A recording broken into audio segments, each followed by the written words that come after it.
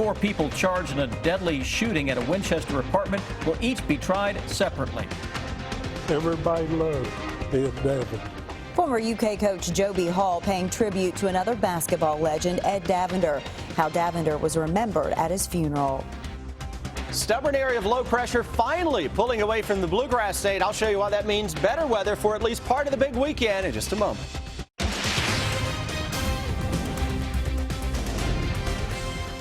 This is WKYT News at 5:30.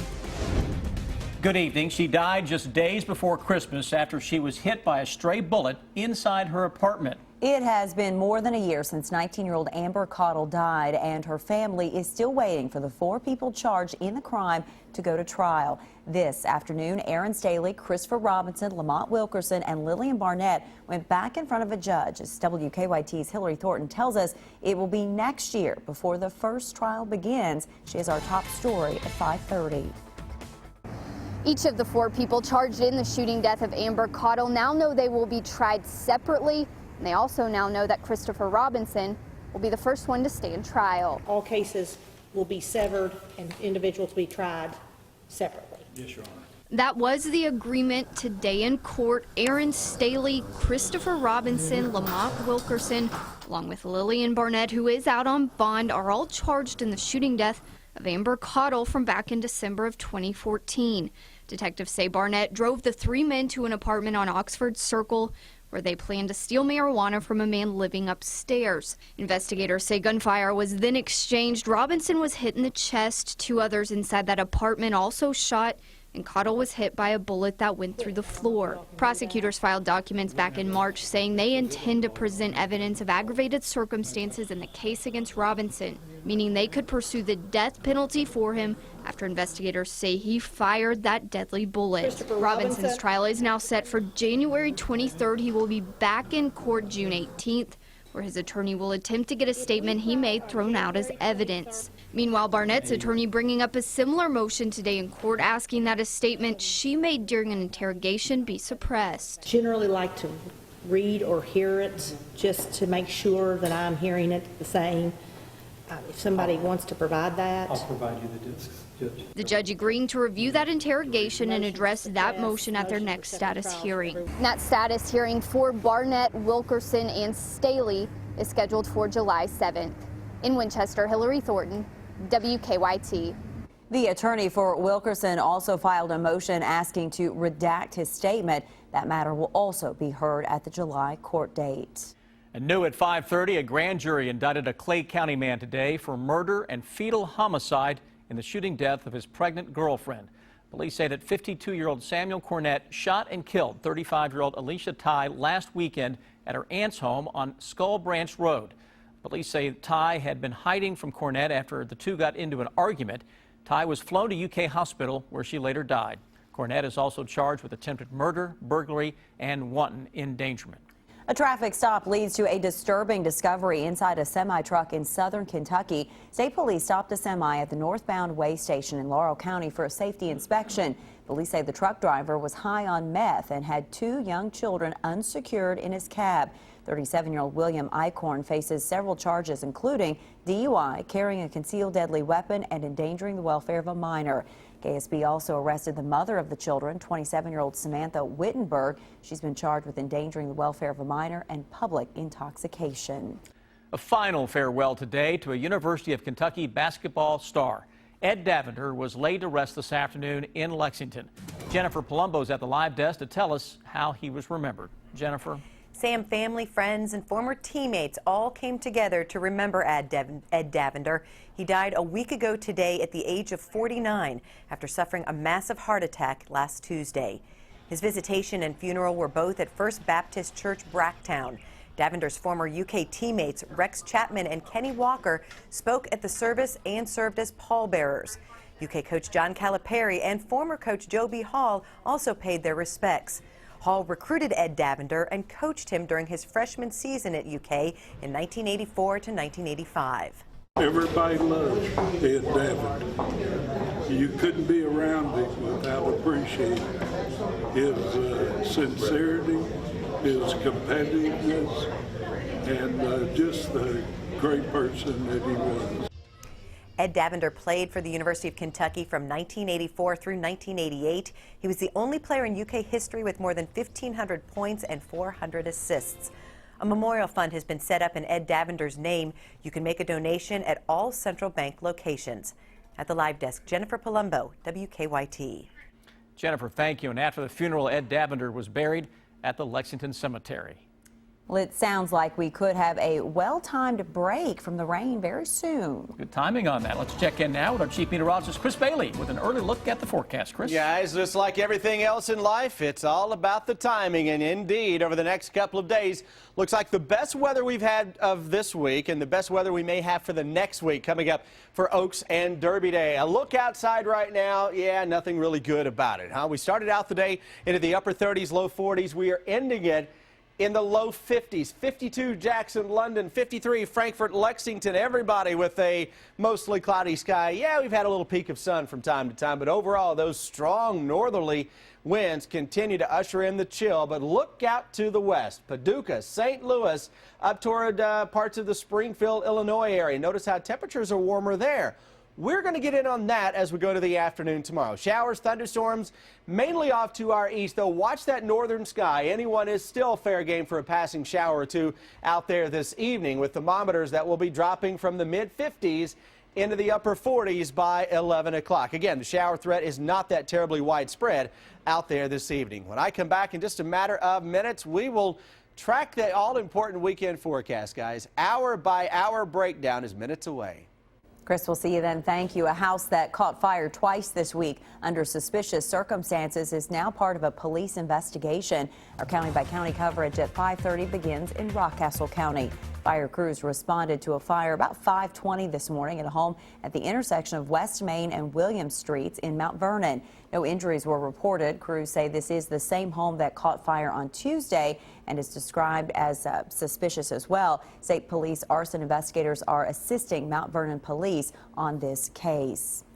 In Pike County, deputies are investigating the theft and vandalism of some heavy equipment. The Pike County Sheriff's Department posted this video of the theft to their Facebook page. The Sheriff's Office says it happened on the property of EQT, a natural gas company near Long Fork Road in the Virgie community. Anyone with information or who can identify the people seen in this video are asked to contact the Pike County Sheriff's Department.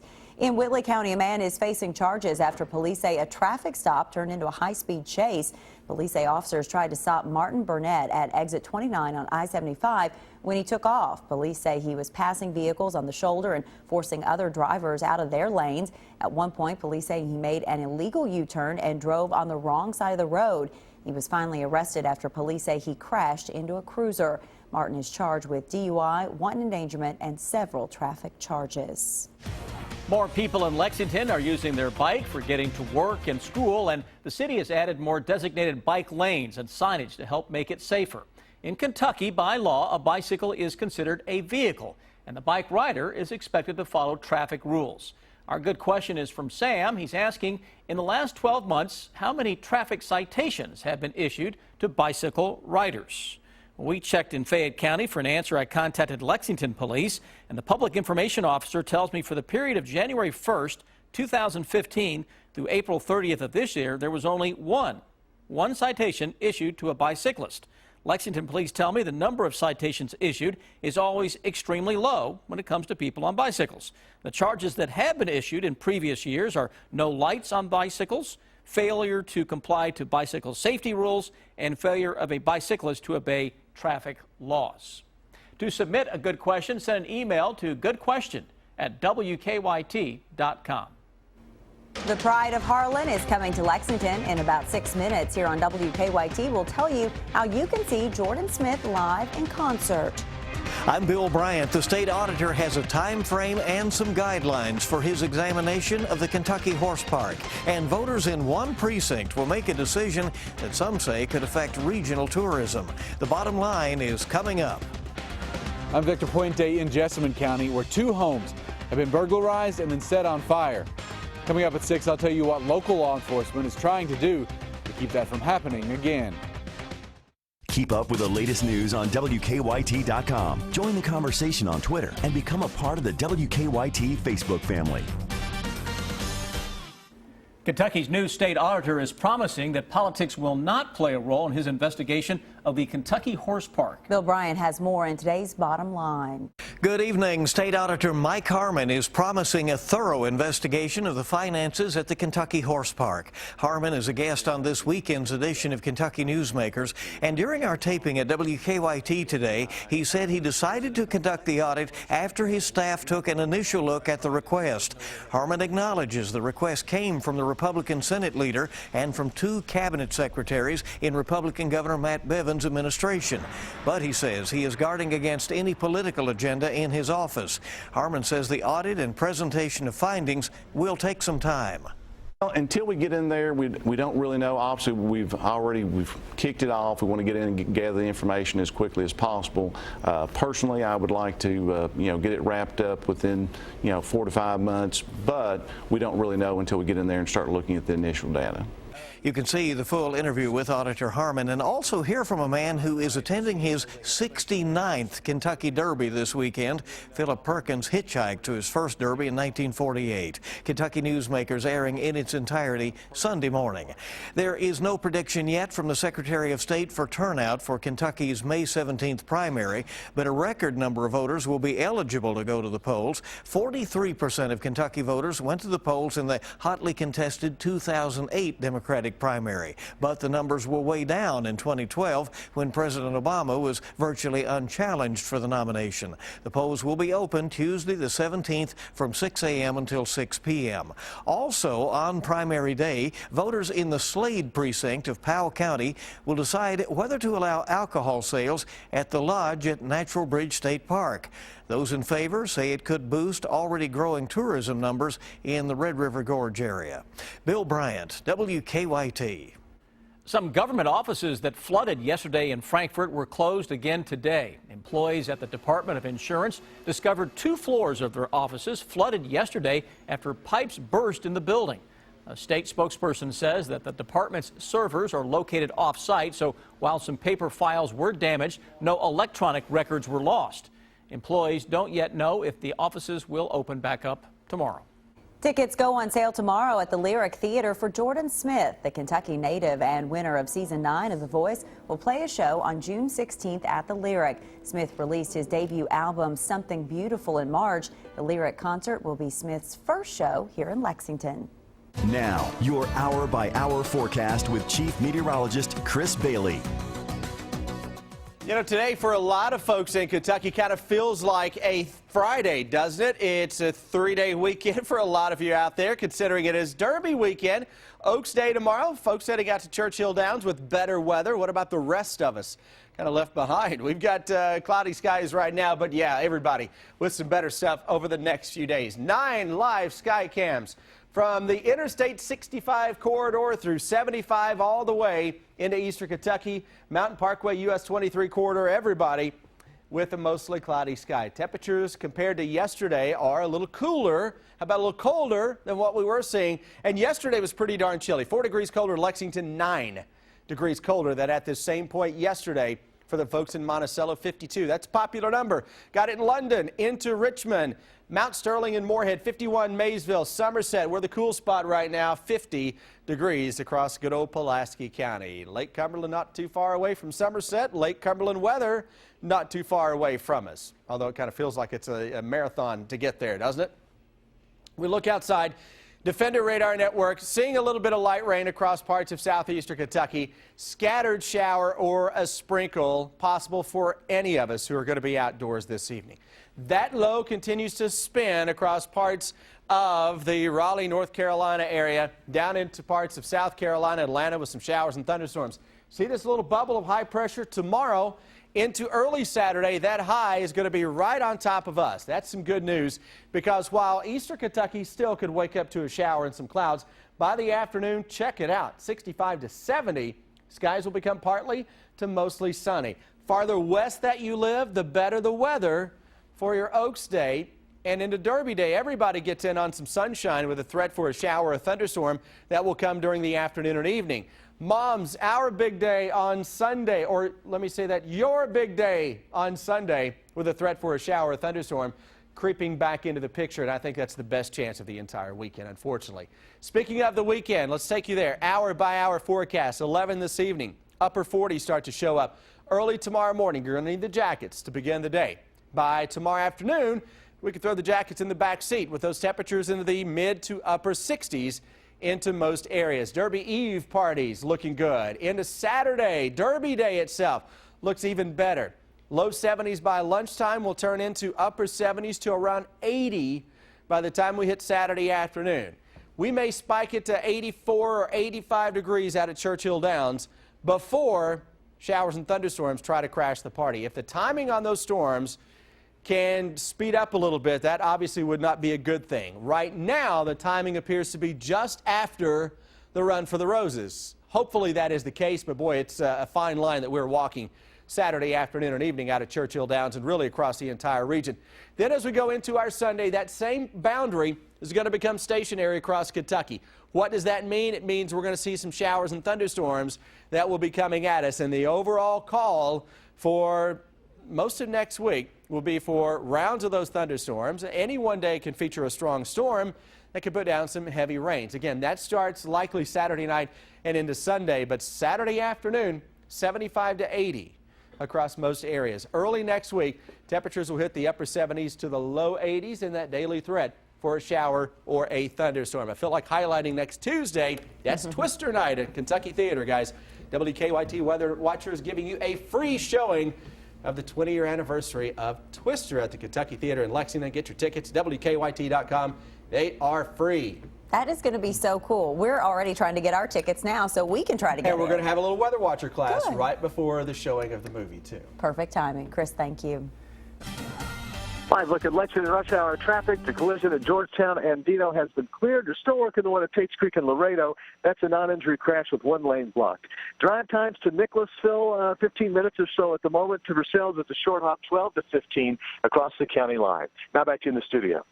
Thank you, Dom. The stage is set, Rob, for tomorrow's Kentucky Oaks. Trainer Todd Pletcher has the favorite. He also has a long shot. He talks about her. And Carl Towns back in the state. What a tremendous rookie season, and he did it alongside another former Wildcat. Sports is up next.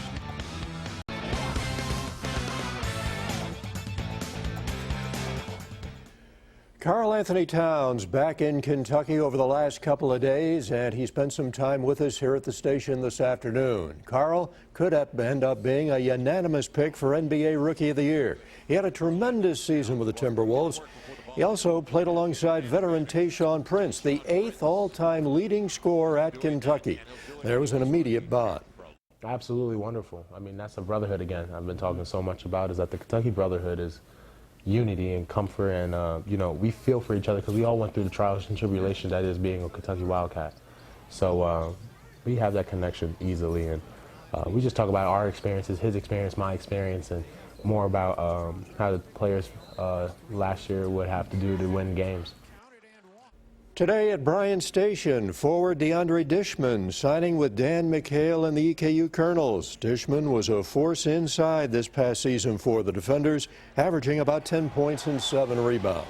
Coach McHale plays hard defense, up pace, fast offense, and I think I'm able to rebound and get to the hole like he likes to, rebound and get into the rim. Most of it is athleticism. DeAndre has the ability, I think, to play multiple positions on the next level. When he improves, when he really works on his game a little bit more, especially on his jump shot, I think the sky will be the limit.